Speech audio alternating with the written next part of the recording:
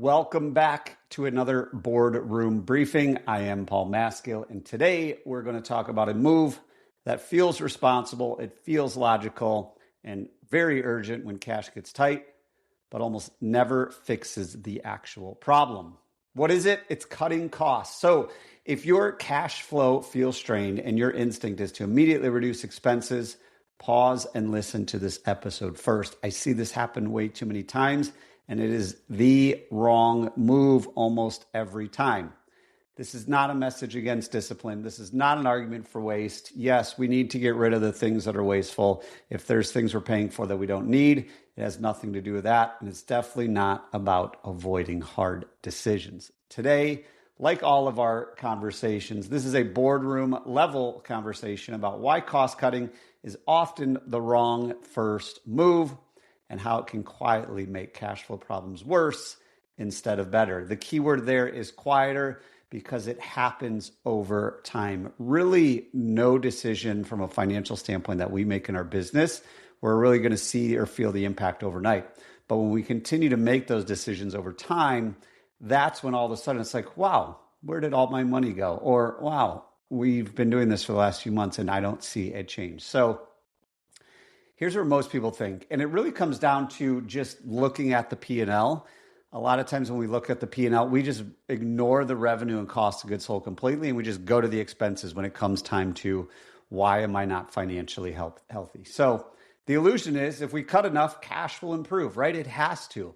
When cash gets tight, cost cutting feels like we are 100% in control, and we start eliminating things. Because like I said, when we look at P&L, we see all these expense line items. That's where we start to feel the pressure usually pretty immediately. It's like, wow, I can't believe we're spending that much on this category. Or I can't believe our subscriptions are this. Or I can't believe our office supplies are this. We need to cut back on things to stabilize. We need to get rid of overhead. Whatever it is, it's usually not right, even though this reaction is 100% understandable. Costs are visible. Costs feel actionable. We can see these things on our P&L. We can see them leaving our bank account. And cutting costs feels safer than touching anything when it comes to pricing or our technicians out in the field, structure, or strategy. It feels like that's just what we got to do first. First, we just got to cut costs all that we can. So we start trimming. We pause hiring. Maybe we get rid of some support roles in the office. We definitely start cutting marketing. I see this happen all the time, cutting marketing, or we're delaying investments. We're starting to squeeze our vendors a little bit much. None of these things are going to help us operate. But for a brief moment, it feels like relief. It feels like, oh man, we start doing the math like, oh, we just freed up $8,000 a month. And if we do that for a year, that's $100,000. And, we could really use that extra $100,000. But what is actually happening under the surface? Here's the actual problem. In most $5 to $10 million residential home service businesses, that's really, where I play at every single day. Cash flow problems are usually not caused by too much cost. We do financial assessments all the time. Again, there's content and episodes out there that I've put out. At the end of the year, I put out an episode, I believe, if not, it's on social media for sure, we looked at our last 70 financial assessments that we did on home service companies. And almost all of those 70 companies, cost was not the problem. That is not what's causing the cash flow problem. They're actually caused, like I talked about in previous episode, is misaligned contribution, if we want to call it that. What does that mean? Really means, are we charging what we need to charge based on what our cost of goods sold is, based on our labor materials? So in other words, the business isn't generating enough margin for every job or per unit of work to comfortably fund the structure that it's carrying. Now, the flip side of that, you might be thinking, well, what if we just eliminate some of the structure? Well, we need that structure to support everything that's going out in the field usually. But when that's the case, cutting costs treats the symptom and not the disease. You probably heard this, in the medical terms a lot. We're treating the symptom, not the actual root cause of that. And that's what cutting costs is. It's treating the symptom. Hey, we don't have any money, so let's cut costs, which means we'll leave more money in the bank. But it's not actually solving the underlying problem. So most owners start, like I said, cutting what feels discretionary. Again, marketing spend is usually number one. Or maybe we need to change marketing agencies to go someone a little bit cheaper. I don't feel this agency is doing what they're supposed to. Maybe we cut training of like, man, if we have 10 people going through training twice a week, so that's like 20 hours multiplied by even $25 an hour. Wow, we can start to save a lot of money.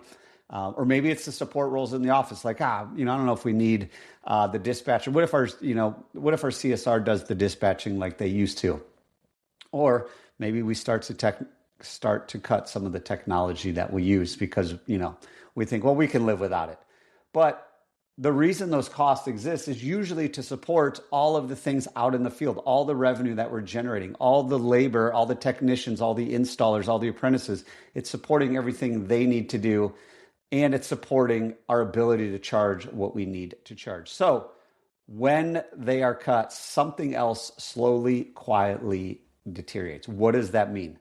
So it means a lot of things. Maybe our lead quality or lead volume start to go down. Now, it's not going to start to go down tomorrow. It's going to slowly go down over time. And then when you compare month over month, year over year, then we start to realize that. One of the conversations I have with clients or potential clients often is they come to me and they're like, man, we're spending 10% on marketing and we're only at 3% net profit. And, what if we just cut our marketing, even down to like 3% and then we add that extra 7% to the bottom line? Well, here's the thing. When we start to cut things like marketing, again, we're not going to feel it right away, but it will probably reduce our revenue over time. So it's actually not solving anything. Yes, we're cutting marketing expense, but now we're also cutting our revenue. And most likely we're cutting our gross profit as well, because the lead quality might not be as good, or our technicians, they don't have as many leads, opportunities every day. And maybe their mindset starts to shift of like, man, is this a safe place to work? Or the lower quality leads, they just aren't willing to pay the price that we charge, and they don't value what we value. It could also, start to lead to discounting because we just don't have as many leads. So now we're really getting desperate and we just need revenue to come in the door to quote unquote keep the guys busy. And, we got to make payroll and we got to do all these things. So a lot of times when we start to cut that marketing, we don't feel it overnight, but it slowly happens over time. And when things slowly happen, we usually don't notice them. Let's look at training. I alluded to it earlier, but when we start to cut training, what actually happens when we start to cut training? Well, our performance is probably going to go down. Yes, it's not going to go down tomorrow. If we skip training today for the first time, our performance will not go down starting tomorrow. But, if it comes to training our installers, is their skill set going to be as good? Or maybe it falls off a little bit and they can do a little bit they end up doing a little bit less revenue a day. Or if we look at our service technicians and comfort advisors, is their closing rate going to go down a little bit? Is their average ticket going to go down a little bit? Tying that back into marketing, now all of a sudden marketing, cutting in marketing plus less training, now it's really doing damage to our average ticket. And usually when those things happen, we start making excuses. Well, it's the time of year. Oh, the economy's bad. Oh, no one wants to spend any money, whatever it might be. Training might also cut callbacks. It's going to, the efficiency is going to go down, which means callbacks are going to go up. Same thing with warranty work, or we got to go back out and do something again. There's a lot of things that when we start to, and if it's office training, then, maybe our CSR starts booking a little bit less percentage, or our dispatcher's doing a little bit less revenue a day, whatever it might be. And then throw in, if we start cutting one of those roles, we say, oh, they're only doing like 20 hours a week. We can live without them. Things start to slow down. Decision-making starts to slow down. Performance starts to drop because so-and-so's got too many things that they're focusing on. Mistakes are going to start to go up. Again, all these things, they slowly happen over time, but it's like compound interest. All of a sudden we look back 6 or 12 months and the money we thought we were going to save, we actually didn't save it because now our revenue goes down. Gross profit goes down. Yes, we cut some of our fixed expenses, but at the end of the day, our net profit is usually worse than where it was before. So while expenses go down on paper, our margin, again, our total gross profit's probably going to be lower because we're doing less revenue and we're doing probably less gross profit to begin with. So that fixed dollar amount that we need to cover overhead and office payroll and marketing is going to actually, it's just not going, the math is not going to math, as they say. So why is cost cutting, kind of start to wrap this up, a little bit quicker episode than some of the others, but what I really want you guys to take away from this is really evaluate everything before just going in there and starting cutting things. Usually, our initial conversations when we're having kickoff calls with our clients and, first couple strategies, we usually don't look at expenses at all. We're really just, let's get our margins dialed in. Let's figure out what a success look like and then go from there. But when we start cutting costs, it really turns things counterintuitive. After cutting costs, you're going to feel exactly what I said you're going to feel. If we look back 6 or 12 months, you're going to say, man, we cut all our costs, but cash still is tight. Or maybe it's even tighter. And now we're leaner, but things are even harder. So this is less enjoyable and people are miserable and they're starting to quit. But we cut all these expenses and we're as lean as we can be, but the business is still fragile. And why is that? That's because cost cutting reduces the capacity of our business. If we're cutting all of our overhead that is actually functional, our capacity lessens, which means we have less support to support the revenue out in the field, which means we're going to do less revenue, probably less gross profit. It's not actually fixing the math of the business. So getting back to our previous conversations, if pricing is misaligned, our labor burden is misunderstood, and we don't address our actual gross profit, our pricing, our cost of goods sold, then cost cutting just shrinks the engine. Think of it, shrinks the engine or shrinks the foundation without fixing the actual root of the problem. And then what's really frustrating as we look back 6 or 12 months is we ended up fixing the wrong thing. So not only did we spend a lot of time fixing the wrong thing, now we're in a worse position than we were 6 or 12 months ago because we were flying blind. And that's what we do as fractional CFOs, is we act as the GPS of where do we actually need to go and how are we actually going to get there. What actually ends up happening along with all the things that we talked about, not even from a measurable standpoint, but morale is going to drop. So when there's aggressive cost cutting, people start to feel it. They start to see it. They start to hear it. Morale is going to drop. Your high performers, they're going to get a little bit nervous and they're probably going to start to leave, or they're going to start looking at other opportunities.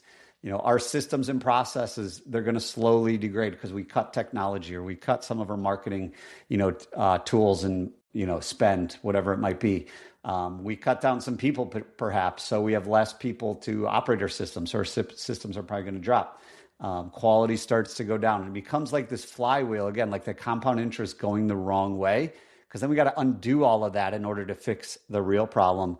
And then when we are reactive like this instead of proactive, it just becomes a very, very dangerous place to play. So again, cash might improve temporarily when you see like the first couple payments that you cut, whether it's your marketing, whether it's, even payroll, subscriptions, whatever it might be. It might be like, wow, we are saving a little money. I don't really see it yet, but I feel it because I'm doing these actions. But what happens is all of a sudden the predictability of our business goes down as well. And our number one job here is to help owners create consistent positive cash flow. We need predictable profitability. And when we do that, when we start to make all these cuts, eventually it's less predictable, it's less consistent, leads slow down, and we do not have a way to create that healthy, consistent cash flow. So none of that's going to help anything. Flip side of that, as we start to wrap this up, what are the disciplined operators doing? They're looking at structure before cutting anything. They're going to take a different approach. They don't start by asking, what can we cut? They start by asking, what do we actually need to fix? They spend the time figuring out what is the actual problem in the business. And if they don't know how to, ironically, they reach out to people like me. So that way we can really determine, what do we need to be spending on overhead? What do we need to be spending on marketing? What do we need to be spending on our office payroll? And then what do we need our gross profit to be in revenue and cost of goods sold to be in order to achieve where we want to achieve? So, they start looking at that. Where is our margin actually breaking down? Do we actually have a overspending problem with marketing or overhead or office payroll? The answer is usually no. The answer, again, 95 times out of 100, the number one issue with businesses is out in the field with pricing, efficiency, labor, cost of goods sold, all of those things. And the disciplined operator, they're figuring that out. They're figuring out what work is great. Where's our, where do we price properly? Where do we need to improve our pricing? Is our pricing actually aligned with the structure we're building? And again, that goes back to previous conversations of we don't need to compare ourselves against any other competition because everyone has a different structure. They're building a different house. They're building a different business. They're just doing things differently than you are because it's a different business. So we can't get in the game of, we're aligned with the price over there. Well, who's to say they understand pricing to begin with? So what do we got to do? We got to fix the actual problem. And it usually comes to, if you want to call it contribution, how much gross profit are we contributing to the operations of the business? And how do we get to that contribution amount? We're making sure we are priced properly when money comes in the business. So that way we can cover our cost of goods sold, i.e. labor and material, two biggest things in cost of goods sold. So that way we have enough gross profit to contribute to our overhead, office, payroll, and marketing. That's it, guys. That's all I got today. If cash is tight and your instinct is to cut, please do yourself, do your team, do your customers a favor and slow down. Make sure you actually understand why the business needs to cut before you decide what to cut. Full transparency here. When we work with our clients, again, we almost never focus on cutting things first. We always focus on contribution and are we contributing enough gross profit to the things below it? Because the things below we need, when I say the things below it, it's that foundation, it's the overhead, it's the office payroll, it's the marketing, all the things we need to support everything out in the field. Because at the end of the day, cutting costs without fixing the structure, the actual foundation of the business doesn't solve any cash flow problems.